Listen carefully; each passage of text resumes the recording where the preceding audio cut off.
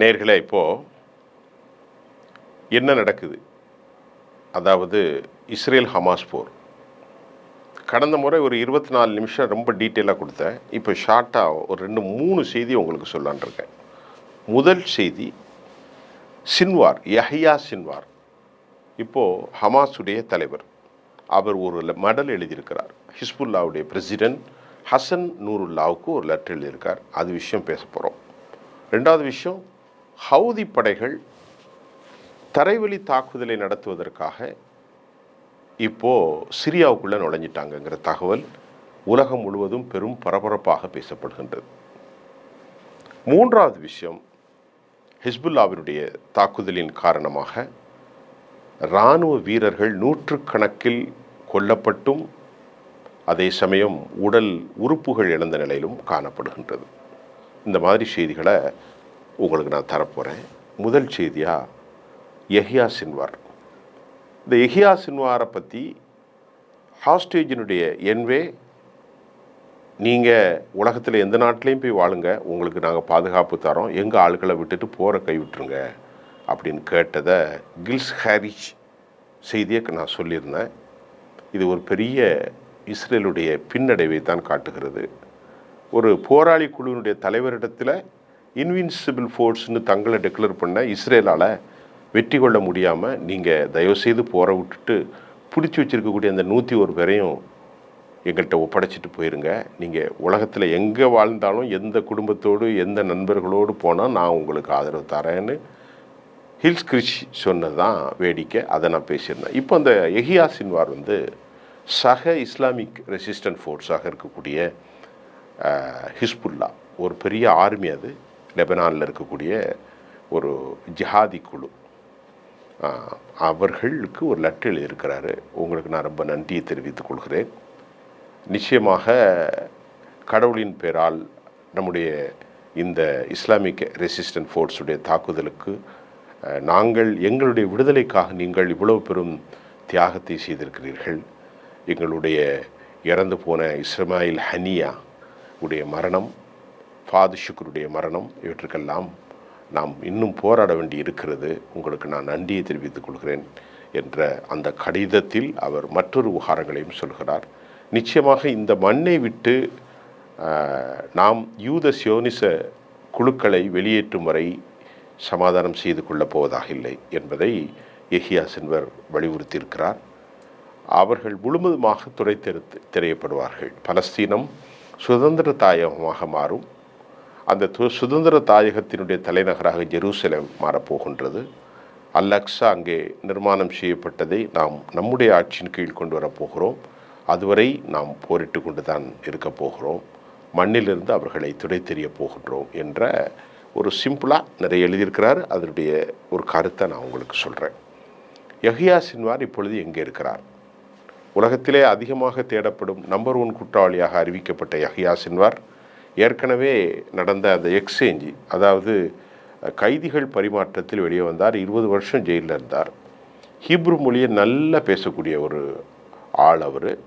இஸ்மாயில் ஹனியவுடைய படுகொலைக்கு பின்பு யஹ்யா சின்வார் அங்குடைய தலைவராக இருக்கிறார். இப்போ இஸ்ரேலுடைய மொசாத் படை திணறுகிறது.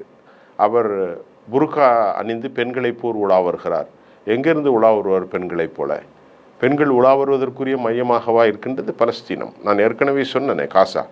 அங்கே 15 ஆண்டுகள் ஆகும். 600 மில்லியன் அமெரிக்க டாலர்களில் நாசமாகி போன கட்டடங்களை புனர்நிர்மாணம் செய்ய வேண்டும் என்றால் அங்கே மக்கள் இல்லை. அங்கே அவர் புர்காவை போட்டுக்கொண்டு எந்த ஊரிலே அவர் நடமாறப் போகிறார்? பைத்தியகாரத்தனமான ஒரு இன்டெலிஜென்ஸ் ஸ்டேட்மெண்ட்டாக இருக்கிறது. யஹ்யா சின்வார் தற்போது காசாவில் இல்லை என்கின்ற தகவல் மட்டும் உறுதியாகி இருக்கிறது. அவர் எங்கே இருக்கிறார் என்று தெரியவில்லை. ஒருவேளை காசாவில் கூட இருக்கலாம், அது நமக்கு தெரியாது.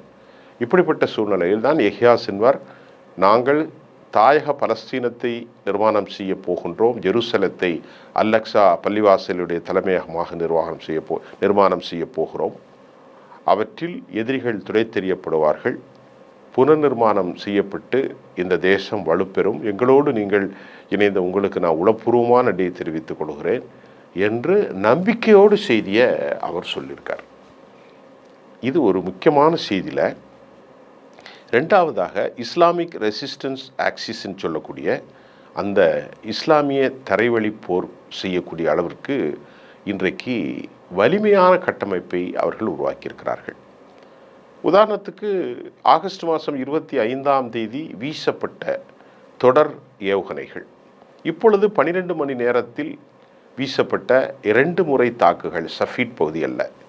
இந்த 2 விவகாரங்களையும் யூரோப்பிய உளவுத்துறை அறிவிச்சிருக்கிறது. ரொம்ப முக்கியம். எப்போ பார்த்தாலும் நீங்கள் பாருங்கள் என்ன சொல்லுவாங்க அப்படின்ட்டா, வான்வெளியிலே நாங்கள் தகர்த்து விட்டோம். ஏன்னால் இப்பொழுது அயன்டோமுக்கு எந்த வேலையும் இல்லை, தரைவெளியிலே விழுந்துட்டுன்னு தான் கதை சொல்லிட்டு இருந்தாங்க. இப்போ யூரோப்பிய உளவுத்துறை சொல்கின்றது ஆகஸ்ட் 25 கத்யூஷா போன்ற நீண்ட தூர ஷார்ட்விட் பண்ணக்கூடிய ஏவுகணை தாக்குதலின் மூலம் இஸ்ரேலில் நூற்றுக்கணக்கான பேர் ஐடிஎஃப் வீரர்கள் கொல்லப்பட்டிருப்பதாகவும் அல்லது கடும் பெருத்த சேதத்தை ஊனமுட்ட நிலையில் அவர்கள் இருப்பதாகவும் அந்த கருத்து சொல்லியிருக்கிறது. அது வெளியே வந்துட்டு இந்த ஒரு வருஷமாக எத்தனை பேர் இறந்து போனீங்கன்னு கேட்டால் 500 பேர் தான் இறந்தோம், 600 பேர் தான் இறந்துருக்குறோன்னு கதை சொல்லிக்கிட்டு இருந்த இஸ்ரேலுடைய உண்மை முகம் தற்போது வெளியே வந்துட்டு பல்லாயிரக்கணக்கான இஸ்ரேல் இராணுவம் கொல்லப்பட்டிருக்கிறார்கள் பல முறைகளிலும். ஹிஸ்புல்லாவுடைய தாக்குதல் துல்லியமான தாக்குதலாக இருக்கின்றது. ஆரம்பத்தில் இன்டர்செப்டார் மிசைலை வைத்து ஓரளவுக்கு தடுத்து கொண்டிருந்தார்கள். தற்போது ஹிஸ்புல்லாக்கள் கண்மண் தெரியாத அளவிற்கு அடித்து நொறுக்கக்கூடிய ஒரு காட்சியிலும் கடந்த 12 மணி நேரத்தில் இப்பொழுது நாம் அமைந்து பேசி கொண்டிருக்கக்கூடிய இன்றைக்கு 13 இன்றைக்கு அவர்கள் 12 மணி நேரத்தில் கத்யூஷா போன்ற ஏவுகணைகளை வீக்கியிருக்கிறார்கள். பற்றி எரிகிற காட்சியும் வருகின்றது. மக்கள் அலறி ஓடுகிறார்கள். வடபகுதி கோலான் குண்டுகளை தாண்டி டெல்லவியினுடைய எல்லையோரமாகவும் மக்கள் அடர்த்தியாக வாழக்கூடிய மையப்பகுதியில் இந்த குண்டு வெடித்து விட்டு இந்த ராக்கெட் தாக்குதல், இது ஒரு மிக முக்கியமான விஷயம். அதை விட ரொம்ப முக்கியமான விஷயம் ஒன்று நடந்திருக்கு. நான் 2 விஷயம் சொல்லிட்டேன். ஹிஸ்புல்லாவுடைய தலைவர், ஹமாஸுடைய தலைவர் ஹிஸ்புல்லாவுடைய தலைவருக்கு எழுதிய லெட்டர், அது பெருத்த ஆதரவை இஸ்லாமிய போராளிகள் மத்தியில் ஏற்படுத்தியிருக்கிறது. இரண்டாவது, ஆகஸ்ட் 25 நடத்தப்பட்ட தாக்குதலில் பல்லாயிரக்கணக்கான ஐடிஎஃப் வீரர்கள் கொல்லப்பட்டார்கள் அல்லது ஊனமுட்ட நிலையிலே திரும்பி வர முடியாத அளவிற்கு சென்றிருக்கிறார்கள். கடைசி 12 மணி நேரத்தில் ஆகஸ்ட் இந்த மாதம் செப்டம்பர் 14 இரவு வரை 12 மணி நேரத்தில் தொடர்ந்து நடத்திய 2வது தாக்குதலில் மிகப்பெரிய இராணுவ குழுமங்கள் கடும் சேதத்துக்கு உள்ளாகி இருக்கிறது. மக்கள் வாழக்கூடிய பகுதி பற்றி எரிகிறது. அந்த காட்சியும் கூட இணையதளத்திலே பரவலாகி பரவி கொண்டிருக்கிறது. யூரோப்புடைய உளவுத்துறை விஷயத்தை வெளியே கொண்டு வந்துட்டாங்க. பெருத்த சேதத்தில் இருக்கிறார்கள். ஒன்று. இதை விட ரொம்ப முக்கியமான விஷயம், ஜிஹாதிய மூமெண்ட்டாக உலகத்தில் இருக்கக்கூடிய இஸ்லாமியர்களுக்கு வெக்கம் இல்லையா என்று கேட்ட ஹவுதீஸ் இப்பொழுது என்ன செய்து விட்டார்கள்? ஏமனிலிருந்து நேரடியாக வர முடியாது, சவுதியை ஒட்டித்தான் வர வேண்டும். இந்த நிலையில் அவர்கள் தற்போது சிரியாவுக்குள் நுழைந்திருக்கிறார்கள் என்கின்ற தகவல். அவர்கள் நுழைந்தது வீடியோவும் வெளியே வந்திருக்கிறது. சாறை சாறையாக அவர்கள் சிரியாவுக்குள் வந்து விட்டார்கள். சிரியாவுக்குள் வந்து விட்டார்கள் என்றால் அடுத்து அவர்கள் ஈராக்கில் எங்கே நம்ம இஸ்ரேலுக்குள்ளே நுழையிறது எந்த சிறப்பும் இல்லை. ஒரே ஒரு பார்டர் தான். ஜோர்டான், சிரியா எல்லாமே பக்கத்தில் தான் இருக்குது. சிரியாவிற்கு அவர்கள் எப்படி வந்தார்கள்? என்ன முகாமிலே நடந்து வருகிறார்களா, கப்பல்களில் வந்தார்களா, விமானத்தில் வந்தார்களா என்பது தகவல் இல்லை. ஆனால் அவர்கள் நடந்து நீண்ட தூரமாக வந்து கொண்டிருக்கக்கூடிய காட்சியையும் நாம் காண முடிகின்றது. சிரியாவிலே அவர்கள் உள்ளே நுழைந்து மீண்டும் தரைவழி தாக்குதலுக்கு ஹிஸ்புல்லாவோடு கைகோர்த்து, ஏனென்றால் அவர்கள் ஈராக்கில் இருக்கக்கூடிய இஸ்லாமிக் ரெசிஸ்டன்ஸ், அது மட்டும் இல்லாமல் சிரியாவில் இருக்கக்கூடிய படைகள், ஹவுதி இஸ்லாமிய குரூப், ஹிஸ்புல்லாக்கள், ஹமாஸ் படைகள், ப்ராக்சி, இன்னும் நாம் அடையாளம் காண முடியாத பல பேர்களில் இருக்கும் இஸ்லாமிய போர்ஸ் அனைத்தும் ஒன்றிணைந்தால் பெரும் சிக்கலில் நிர்வாகம் அங்கே உருவாக்கிவிடும். இதற்கு இடையே ஐஆர்ஜிசியினுடைய இன்னொரு தரைவழி படை, அவர்களின் பெயர் வேறு ஒன்றும் தெரியவில்லை எனக்கு, அவர்கள் அடுத்த தாக்குதலுக்கு தயாராகி கொண்டிருக்கிறார்கள். அவர்கள் ஹிஸ்புல்லாவை போன்ற ஒரு வலிமையான கட்டமைப்பு என்கின்ற செய்தியும் வருகின்றது. ஆகவே இந்த நிலையில் மிக பெரும் பதட்டத்தில் உள்ளாகி இருக்கிற இஸ்ரேல் தனது பார்டர் செக்யூரிட்டியை வலிமையாக்கியிருப்பதாகவும் செய்தி வருகிறது. என்ன விதமாக இருந்தாலும் மக்களை படுகொலை செய்கின்ற பெஞ்சமின் நெத்தானியாகுடைய தோல்வி மீண்டும் உறுதியாகி இருக்கிறது. ஆனால் அவர் வெற்றி பெற்று கொண்டே இருக்கிறார். ஸ்கூல் அவர் அடித்தது தான் ரொம்ப ஒரு பெரும் தாக்கத்தை ஏற்படுத்தி விட்டது. 5000 பேர் இருந்த அந்த ஹப்பை அடித்தது தான் பெரிய இது.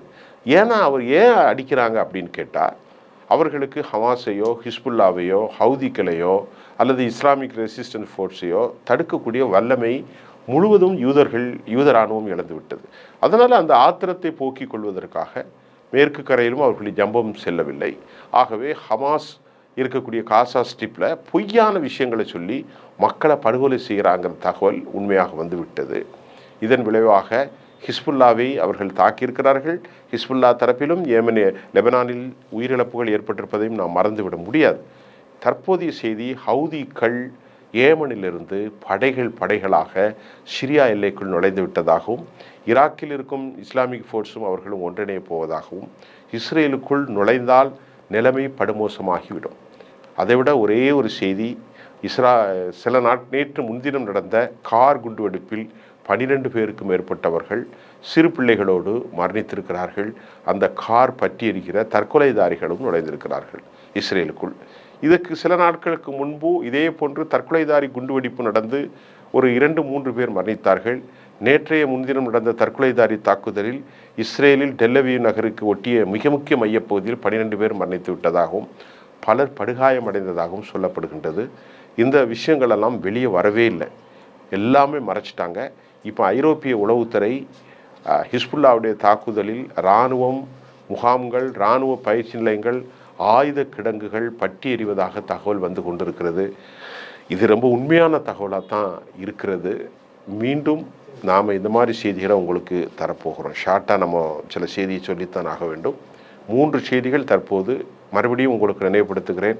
ஹவுதிகள் தரைவழி தாக்குதலுக்கு சிரியாவுக்கு நுழைந்து விட்டார்கள். ஹமாஸ் தலைவர் யஹ்யா சின்வர் தனது நன்றியை ஹசன் நுருல்லாவுக்கு தெரிவித்திருக்கிறார். இஸ்லாமிய ஃபோர்ஸ் வலிமையாக போரிட வேண்டும் என்று வேண்டுகோள் வைத்திருக்கிறார். தரைவழி போக்கு நடத்த போகின்ற அபாயம் ஏற்பட்டிருக்கிறது. கார் குண்டு வெடிப்பில் பலர் கொல்லப்பட்டிருக்கிறார்கள்.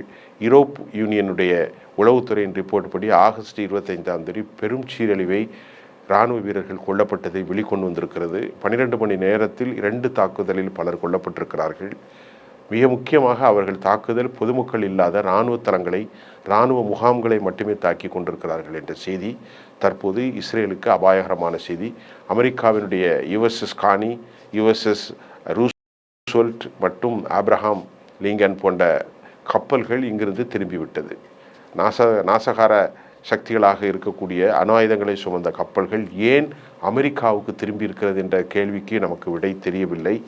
ஈரானுடைய போர் ஏன் தாமதிக்கப் போகிறது என்பதையும், மசூத் பெசக்கினுடைய தாமதத்துக்கான ஹெசிடேஷனுக்கான காரணத்தையும் நாம் போன முறை சொல்லிவிட்டோம். தற்போதைய நிலை இதுதான் உண்மையான செய்தியாக நான் இப்பொழுது உங்களுக்கு தருகிறேன். மீண்டும் அடுத்த அப்டேட்டோடு உங்களை சந்திக்கின்றேன். நன்றி.